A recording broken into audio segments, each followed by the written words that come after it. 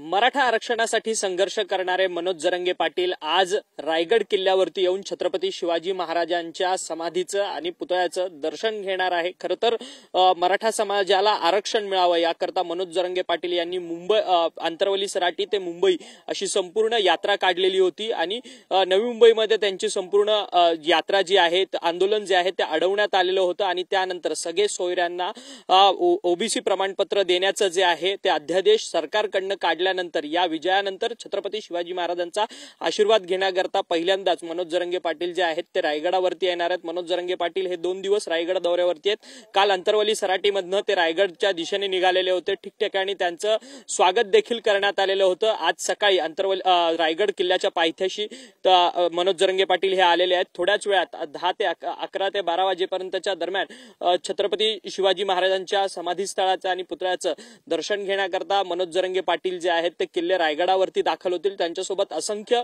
मराठा आंदोलक जे आहेत ते देखील किल्ले रायगडावरती दाखल होणार आहे आणि त्यानंतर मनोज जरंगे पाटील हे माध्यमांशी खरं तर संवाद साधणार आहे। खरं तर राज्यभरामध्ये मराठा विरुद्ध ओबीसी असा वाद जो आहे संघर्ष जो आहे आता निर्माण झालेला असल्याचं पाहायला मिळतं। एकीकडे मराठा समाजाने आंदोलन करून आपलं आरक्षण मिळवलंय आणि त्या आरक्षणाला आता थेट विरोध जो आहे तो ओबीसी नेत्यांकडनं केला जातो। त्यामुळे मनोज जरंगे पाटील हे किल्ले रायगडावरती येऊन माध्यमांशी काय नक्की नेमका संवाद साधणार आहे हे देखील पाहणं तितकंच आज महत्त्वाचं ठरणार आहे। व्हिडिओ जर्नलिस्ट गणेश रहाटेसह अक्षय मंकणी, TV9 मराठी, किल्ले रायगड।